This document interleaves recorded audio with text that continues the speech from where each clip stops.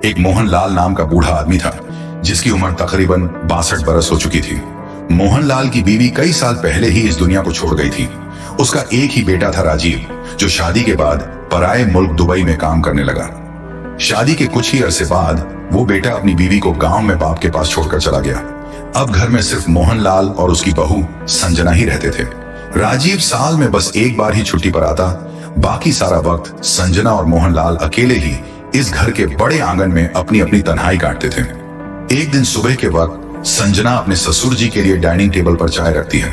मोहनलाल चाय का कप उठाते हुए बहू को भी साथ बैठने का इशारा करता है। थोड़ी देर बाद वो संजीदा लहजे में कहता है, बेटी, मैं अकेला रह रहकर बहुत थक गया हूँ। अब ये तन्हाई बर्दाश्त नहीं होती। सोच रहा हूँ कि दोबारा शादी कर लूं। आखिर मैं कब तक यूं अकेला जीऊंगा। संजना एक लम्हे को चौंक जाती है और मुस्कुराकर कहती है, अरे ससुर जी, इस उम्र में आपसे कौन शादी करेगा और आप इतनी फिक्र क्यों करते हैं? आप अकेले कहाँ हैं? मैं तो आपके साथ हूं। फिर फिक्र करने की क्या बात है? मोहनलाल आह भरते हुए कहता है, तुम घर में जरूर हो, लेकिन दिल को खुश करने वाला कोई नहीं है। यह तन्हाई बहुत काट खाने को दौड़ती है।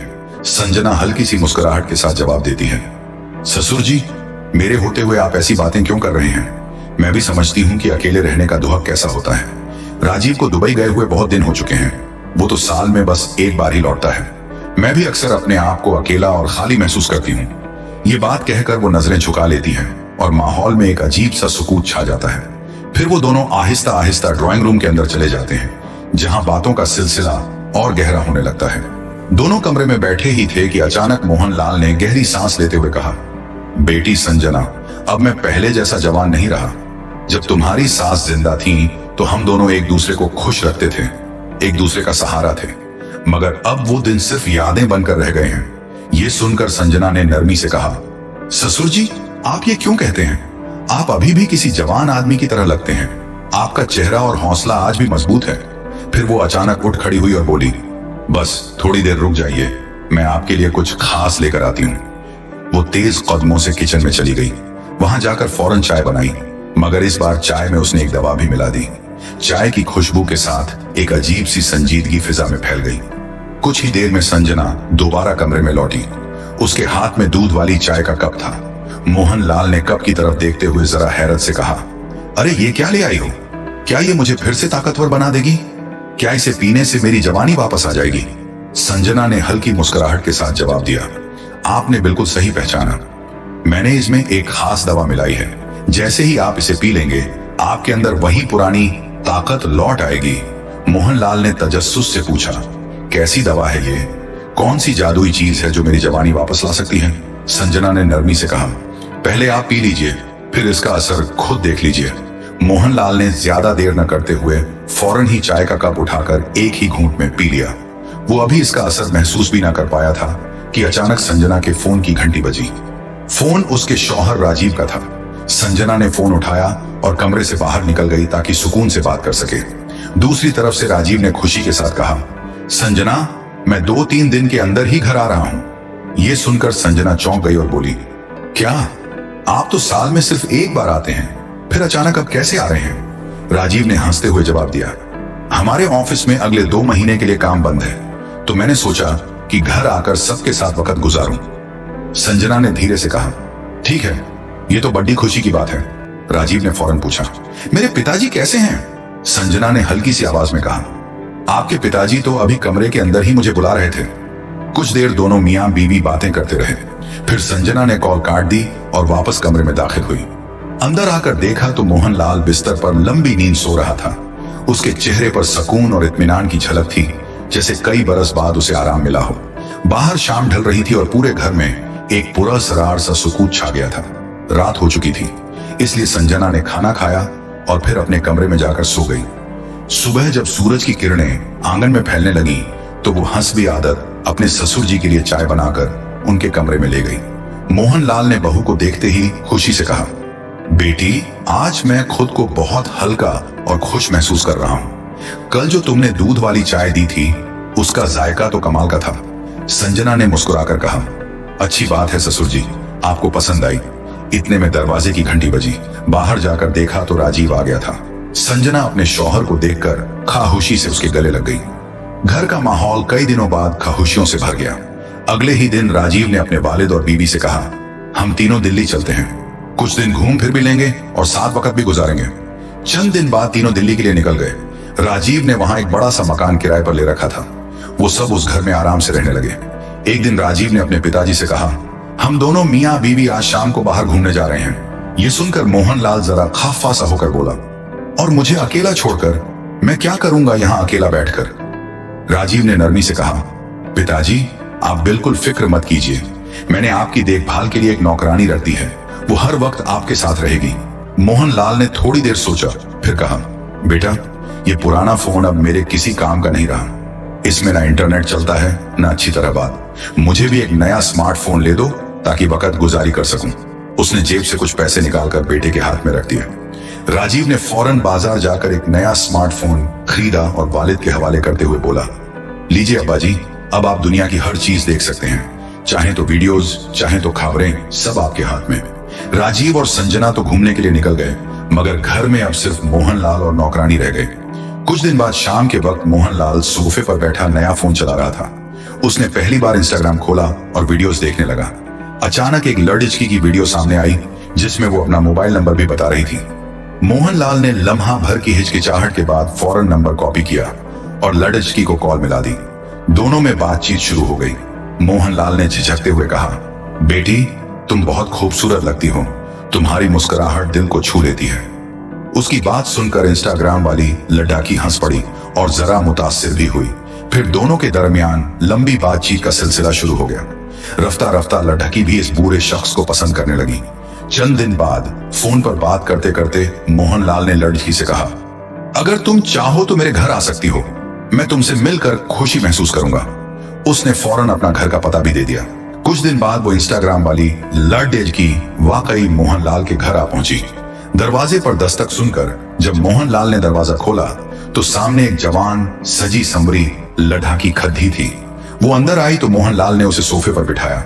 मोहनलाल ने उस दिन खास तौर पर बालों में तेल लगाया था, हल्का सा पाउडर और खुशबू लगा रखी थी। 62 साल की उम्र के बावजूद वो अपने आप को आईने में जवान दिखाने की कोशिश कर रहा था। लड़की हंसते हुए बोली, तो क्या आप मुझे बियर नहीं पिलाएंगे? मोहनलाल ने जरा भी देर न की, फौरन फ्रिज से 2 बोतलें निकाल लाया। दोनों आमने सामने बैठकर बियर पीने लगे। माहौल हल्का फुल्का और कहकों से भर गया। कुछ देर बाद लड़की ने नजरें झुकाते हुए कहा, क्यों ना हम दोनों किसी होटल चलें, वहां ज्यादा मजा आएगा। मोहनलाल ने जरा हिचकिचाहट के साथ कहा, लेकिन ये जगह भी तो बुरी नहीं है। लड़की ने शौखिया अंदाज में मुस्कुराकर कहा, होटल की बात ही कुछ और होती है, वहां कोई रोकने टोकने वाला नहीं होगा। मोहनलाल आखिरकार मान गया। उसने नौकरानी को आवाज दी और बोला, हम दोनों बाहर जा रहे हैं, घर का ख्याल रखना और ये बात किसी को मत बताना। वो दोनों कार में बैठकर सीधे शहर के एक बड़े होटल पहुंचे। वहां जाकर एक कमरा बुक करवाया और अंदर दाखिल हो गए। कमरे में पहुंचकर लड़की ने शौक लहजे में कहा, कैसा लग रहा है आपको यहाँ आकर? मोहनलाल ने दिल की गहराइयों से जवाब दिया, पहली बार मुझे ऐसी लड़की मिली है जो मेरा ख्याल रख रही है, जो मुझे खुश करने की कोशिश कर रही है। मैं तो खुद को खुश नसीब समझ रहा हूँ। लड़की ने कहखा लगाया और बोली, यही तो मेरा काम है, खुश करना, लेकिन इसके बदले में मुझे ढेरों पैसे चाहिए। मोहनलाल ने हंसते हुए कहा, मेरे पास बहुत पैसा है, जितना चाहो ले लो, बस मेरा साथ देती रहो। फिर वो दोनों करीब आ गए और रिश्ते की हदें पार कर बैठे। कुछ देर बाद लड़की ने संजीदगी से कहा, मैं तुमसे शादी करने के लिए तैयार हूं। दोनों अपनी बातों में मसरूफ ही थे कि अचानक मोहनलाल के फोन पर कॉल आ गई। दूसरी तरफ उसका बेटा राजीव था, जिसने सख्त लहजे में कहा कि फौरन घर वापस आ जाइए। मोहनलाल घबरा गया। उसने जल्दी से कमरा छोड़ दिया और सीधा घर की तरफ रवाना हो गया। घर पहुंचते ही राजीव ने गुस्से से पूछा, पिताजी आप इस उम्र में भी शादी करने की बात कर रहे हैं, ये सब क्या है? मोहनलाल ने सख्त लहजे में जवाब दिया, मेरी मर्जी है, शादी करूं या न करूं, ये पैसा मेरा है, और रही बात उम्र की, तो अभी मैं इतना भी बड्ढा नहीं हुआ। कान खोलकर सुन लो, ये घर मेरा है और यहां सिर्फ मेरी मर्जी चलेगी। ये कहकर मोहनलाल दरवाजा जोर से बंद करता हुआ कमरे में चला गया और माहौल में तल्खी भर गई। राजीव अपनी बीवी संजना से फिक्रमंद लहजे में कहता है, ये देखो संजना, पिताजी इस उम्र में भी शादी की जिद कर रहे हैं। मुझे डर है कि न जाने कल को वो हमारे लिए कोई नई मुसीबत ले आएंगे। इधर मोहनलाल सीधा होटल में उस लड़की के पास पहुंचा और बेचैनी के साथ बोला, जल्दी से मुझसे शादी कर लो, मैं अब और इंतजार नहीं कर सकता। लड़की ने बिना झिझके कहा, मैं तो पहले से ही तैयार हूँ, मोहनलाल ने घड़ी की तरफ देखते हुए कहा। लेकिन अभी तो बहुत रात हो चुकी है, चलिए घर चलते हैं, सुबह कोर्ट मैरिज कर लेंगे। रात गए वो दोनों घर लौट आए।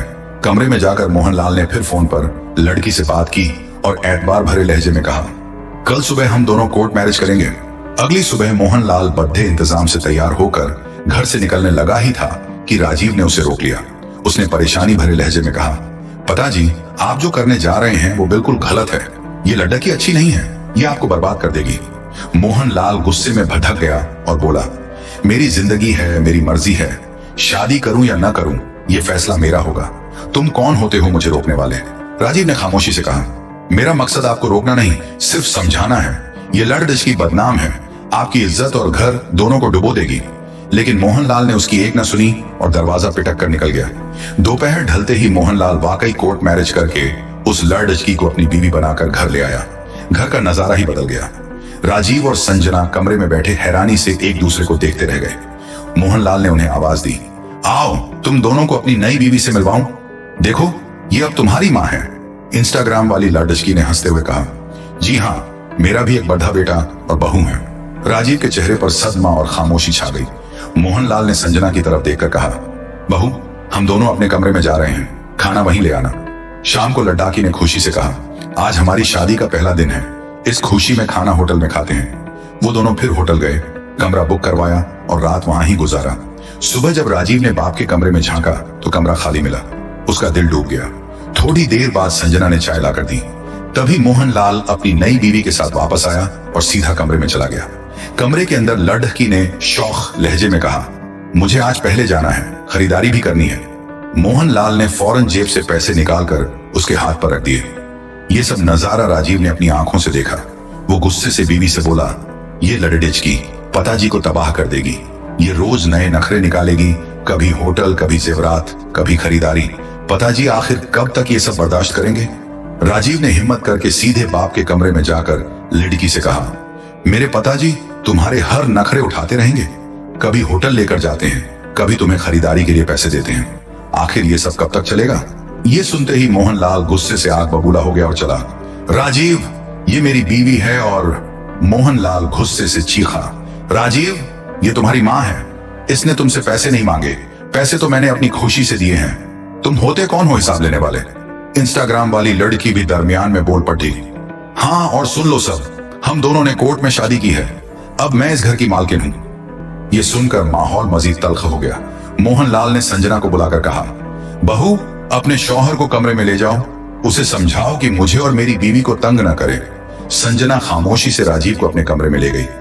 इधर मोहनलाल और वो लड़की शराब की बोतल खोलकर एक दूसरे के साथ बैठ गए।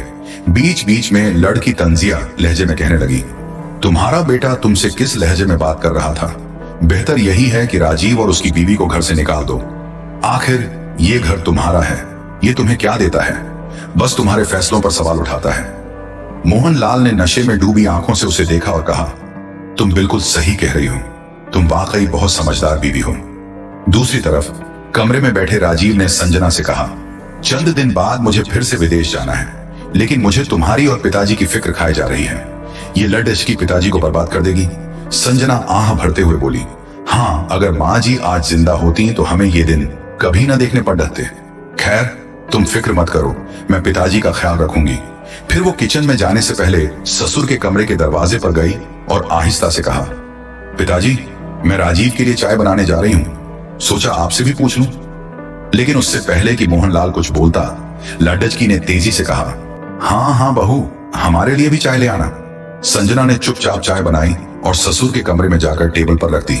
फिर वापस आकर शौहर को चाय थमाई और धीरे से बताया, पिताजी और वो लड़की कमरे में बैठे बियर पी रहे थे। राजीव ने दांत पीसते हुए कहा, क्या? पहले पिताजी अकेले पीते थे, अब उसके साथ मिलकर। बस सुबह होते ही फैसला होगा, या तो हम इस घर में रहेंगे या वो लड़की। रात को नौकरानी ने खाना बनाकर डाइनिंग टेबल पर लगा दिया। राजीव और संजना ने साथ बैठकर खाना खाया। फिर राजीव ने नौकरानी से कहा, पिताजी और उस औरत का खाना कमरे में पहुंचा दो। नौकरानी ने खाना ट्रे में रखा और कमरे में दे आई। अंदर का मंजर देखकर वो भी हैरान रह गई। मोहनलाल और लड़की दोनों नशे में धुत थे। मोहनलाल ने लदखदाते लहजे में नौकरानी से कहा, सुनो, आज से अपनी नई मालकिन का खास ख्याल रखना। नौकरानी खामोशी से वापस आ गई।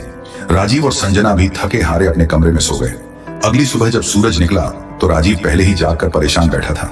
संजना ने चाय पकड़ाई तो उसने फैसला खून लहजे में कहा, आज सब कुछ साफ हो जाएगा, या तो हम इस घर में रहेंगे या फिर वो लड़की, आज ही फैसला होगा।